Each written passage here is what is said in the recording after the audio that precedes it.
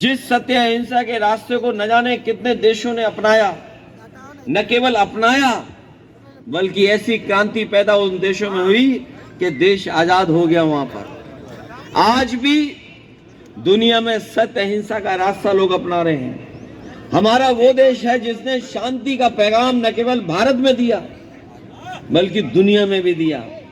यही देश है जहां की धरती से जियो और जीने का नारा निकला। न केवल लोगों ने उसे अपनाया बल्कि धर्म के रूप में भी उसको अपना करके एक नई दिशा में समाज को ले जाने का काम किया। इसलिए जितना खूबसूरत हमारा समाज है, जितना बेहतरीन हमारी हिंदुस्तानियत है, जितना हमारे देश में भाईचारा है, उस भाईचारा को हमें बना करके रखना है। हर त्योहार जब हमें और आपको एक रास्ता दिखाता है और याद कराने के लिए त्योहार मनाते हैं कि हर त्योहार इसीलिए होता है कि कहीं न कहीं अन्याय के खिलाफ जीत हुई है, कहीं न कहीं न्याय की बात हुई है, कहीं न कहीं जो पापी थे, जिन्होंने धरती में पाप फैलाया हुआ था, उन्हें नष्ट कर जब होते हैं, नष्ट किया जाता है, तभी जाकर के त्योहार मनते हैं। इसलिए होली के त्योहार जो हमारा रंगों का त्योहार है, ऐसा त्योहार हमने आपने कहीं धरती पे नहीं देखा होगा जैसे रंगों का त्योहार भारत में मनाया जाता है। ये भारत का त्योहार हमें एक करता है और यही भारत का होली का त्योहार ये संदेश देता है कि हम सब लोग बहुरंगी रहें, मन से भी बहुरंगी रहें। ये अलग बात है, अभी जब हम लोग कई कलाकारों को सुन रहे थे उनमें कोई धुन नहीं थी, लेकिन ये भी एक रंग है जहाँ कोई धुन नहीं है। हमारे फाग गाने वाले बहुत सारे पुराने लोग जो फाग अभी भी गा रहे हैं और अपने इस पीढ़ी से अगली पीढ़ी तक फाग पहुंचा रहे हैं, वो लोगों का पूरा कार्यक्रम नहीं हो पाया। लेकिन मैं उन कलाकारों को भी बधाई देना चाहता हूं जो अपने शरीर की मेहनत से जो कलाकारी दिखा रहे थे। जब तक शरीर को आप मेहनत के लिए नहीं तैयार करोगे तब तक ऐसा काम नहीं कर सकते जो हमारे बिलारी के लोगों ने कर करके दिखाया। और ये जितने कलाकार थे ये सब गरीब परिवार के हैं, सब गांव के हैं, हमारे आपके जैसे ही हैं वो लोग। लेकिन सोचो उन्होंने मेहनत करके, परिश्रम कर करके क्या सीखा उन्होंने। और शायद अगर कोई इस तरह का करना भी चाहे तो सोचो कितने महीने लगते होंगे तब जाकर के करा पाते होंगे। ये जो कलाकार आए होंगे एक एक साल इन्होंने तैयारी की होगी तब इस लायक बने हैं, 6 महीने तैयारी की होगी। इसी तरह ये बजाने वाले चाहे गाना गाने वाले। और इसीलिए हम कहना चाहते हैं आपसे कि हम लोगों को भी उसी तरीके से तैयारी रखनी है। जितनी हमारी आपकी जितनी तैयारी अच्छी होगी, हम लोग जितनी मेहनत कर लेंगे और तैयारी कर लेंगे, उतना ही आसान हमारे और आपके लिए होगा सरकार बनाना। इसलिए जब आज हम लोग होली मना रहे हैं, जब होली मना रहे हैं हम लोग, और याद करिए जब 2012 में सरकार बनी थी तो होली के बाद ही बनी थी, अगर याद होगा आपको। और हम लोग हर दिन गिन रहे हैं। अगर आज दिन गिने हम लोग होली के दिन, तो हमारे आपके लिए दिन कम बचे हैं चुनाव के।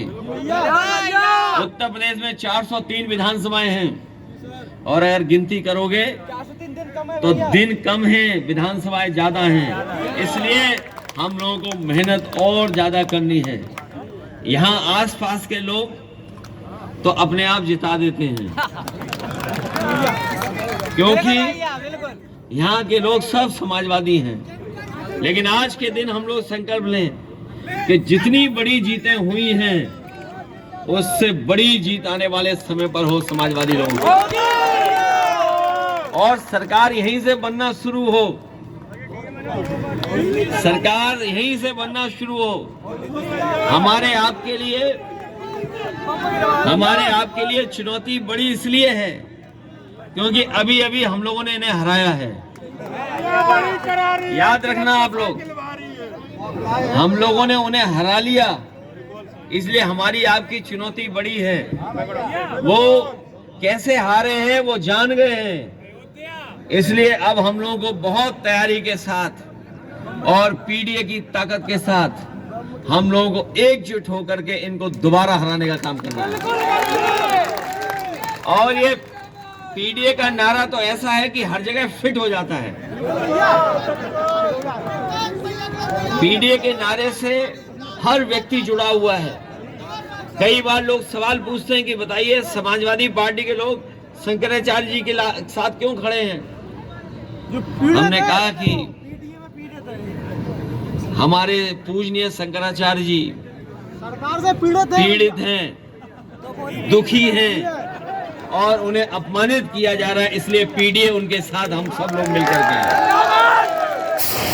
जो पीड़ित होगा, दुखी होगा, अपमानित होगा, उसके साथ हम सब पीडीए वाले लोग खड़े होकर के उसको सम्मान और हक दिलाने का काम करेंगे। ये भारतीय जनता पार्टी के लोग जो अपने आप को बहुत सनातनी मानते हैं, इस बार बताओ सनातनी लोगों की पोल खुल गई कि नहीं खुली? आप सदियों से हिसाब किताब लगा लो, पौराणिक व्यवस्था से अभी तक हमारी सबसे ज्यादा जिस स्थान की मान्यता है, जिस स्थान को सबसे ज्यादा हम लोग पवित्र मानते हैं, जो हमारी आध्यात्म की त्रिवेणी है, जब सोचिए पूजनीय शंकराचार्य जी वहां जा रहे थे स्नान करने, तो इन भारतीय जनता पार्टी के लोगों ने उन्हें स्नान नहीं करने दिया। वो धरने पे बैठ गए और उन्होंने कहा कि हम आंदोलन करेंगे जब तक सरकार नहीं झुकेगी। लेकिन सरकार इतनी अहंकारी है कि सरकार झुकी नहीं और सरकार ने उन्हें अपमानित किया, और इस सीमा तक अपमानित किया कि अब सुनने में आया कि नई तरह के मुकदमे लगाए उनके ऊपर। कोई कल्पना कर सकता है कि मुकदमे ऐसे भी लग जाते हैं? ये तो प्रधानी में लगाए जाते हैं। ये कई बार लोग प्रधानी में इस तरह की साजिश करते हैं मुकदमा लगवाने की। सोचिए हमारे सरकार में बैठे मुख्यमंत्री जी ये साजिश करें क्या उन पर मुकदमा दर्ज हो जाए, तो जो मुकदमा दर्ज कराएगा वो कभी सनातनी नहीं हो सकता है। इसीलिए हमने कहा कि अगर हम गीता पढ़ें और गुरु नानक जी के बारे में पढ़ा होगा, जिन्होंने वो जानते होंगे, हमारी गीता में लिखा है कि जो दूसरे का दुख अपना दुख समझे, योगी होता है। जो दूसरे का दुख अपना दुख समझे वो योगी होता है। और माया में रह करके माया से दूर हो वो योगी रहता है। कोई वस्त्र पहनने से और कान छिलाने से योगी नहीं हो रहा। और फिर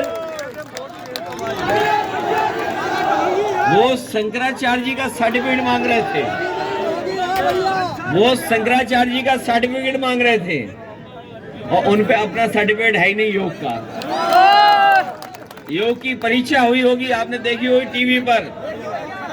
एक टांग पे खड़े होकर के बताओ कौन सा योग कर रहे थे वो। और कोई खेल नहीं जानते वो। और आज के जमाने में हर आदमी के पास मोबाइल है, टेक्नोलॉजी को समझता है, सोशल मीडिया को जानता है। आज केवल हमारे पत्रकार रिपोर्टर नहीं है, हर नौजवान आजकल रिपोर्टर है, क्योंकि वो जानता है कि कब क्या कहानी बनानी है जिससे उसकी कहानी सब जान जाए। ये सोशल मीडिया का नया जमाना है, शायद हमारे पुराने जमाने में ये नहीं था। ये नई पीढ़ी नए जमाने की नई चीज है। आज कोई चीज किसी से छुपी नहीं है। सोशल मीडिया के माध्यम से हर चीज हर एक की जानकारी में आ रही है। इसलिए जानकारी में जब आ रही है तो हम लोग ये भी जानते हैं इस सरकार से ज्यादा झूठी सरकार कोई नहीं है। बताओ लगभग 10 साल हो गए सरकार को। नई चीज एमओयू करने जा रहे हैं जापान, बताइए आप। और गए जापान तो क्या करने गए? एमओयू करने गए। ये एमओयू क्या होता है ये बताओ आप। ये नई चीज ढूंढ रहा है, एमओयू कर लिया। और पहले जो एमओयू किया इन्होंने वो किया था 50 लाख करोड़ का, अब 1 लाख करोड़ का MOU कराए और तब कर करके आए जब सरकार जाने वाली है। हमारे यहाँ तो जो परंपरा यही है कि लोग विदाई के बाद घूमने जाते हैं। ये सुनने में तो यही आता है कि विदाई के बाद घूमने जाते हैं। तो पहले घूमा। ये पहले मुख्यमंत्री हैं जो विदाई से पहले घूमने जा रहे हैं। और सरकार बचेगी कैसे बताओ? आज सोना कितना महंगा है और सोना इतना महंगा हो गया कि कोई भी अपने लिए जेवर नहीं खरीद सकता। घर परिवार में शादी हो तो कहीं कोई जेवर नहीं दे सकता है। जेवर बताइए कोई खरीद पाएगा गरीब आज? सोना तो सोना, चांदी कहाँ पहुंच गई बताइए आप? 4 लाख के पार। चांदी 4 लाख के पार। और चांदी के बाद इस बार आलू का हाल क्या है? यही आगरा, फिरोजाबाद से लेकर के कानपुर तक और दूसरे उत्तर प्रदेश के हिस्सों में आलू होता है। और हमारे यहाँ तो 200, कन्नौज में अकेले 200 कोल्ड स्टोर हैं। और देखिए आलू का भी कोई हिसाब किताब नहीं। आलू से याद आया, 200 रुपए पैकेट। आलू से ये याद आया कि इस सरकार में जो सबसे ज्यादा विभाग टैक्स दे रहा है वो है एक्साइज डिपार्टमेंट। आप नीचे रखो। अब अंग्रेजी में बोल दिया, नहीं समझ पाए। शराब वाला विभाग सबसे ज्यादा टैक्स दे रहा है। कौन सा? और सबसे ज्यादा गांजा भी पकड़ा जा रहा है जब से ये सरकार आई है। हर दिन अखबार में पढ़ते होंगे कि 1 करोड़ का, 2 करोड़ का, इतने लाख का गांजा पकड़ा जा रहा है। इसलिए हम आपको भरोसा दिलाते हैं कि जब कभी भी समाजवादी सरकार बनेगी तो सबसे ज्यादा मदद हम लोग किसानों की करने जा रहे हैं। और किसानों की अर्थव्यवस्था और किसानों को जब लाभ पहुंचेगा तो हर घर परिवार में खुशहाली आएगी। इसीलिए ये जो सड़क बनी थी, ये सड़क केवल शहरों को जोड़ने के लिए नहीं बनी थी। ये जो सड़क बनी, ये सड़क केवल शहरों को जोड़ने के लिए नहीं बनी थी। ये सड़क इसलिए भी बनी थी कि हमारे जो पिछड़े जिले हैं, जो गांव हैं और जो पिछड़ा इलाका है वो जुड़ जाए। और जुड़ने के साथ साथ इस एक्सप्रेसवे और इस सड़क के किनारे मंडियां बन जाएं या मंडी से संबंधित कोई कारखाना लग जाए, जिससे किसान को खेती बाड़ी करने में आसानी के साथ साथ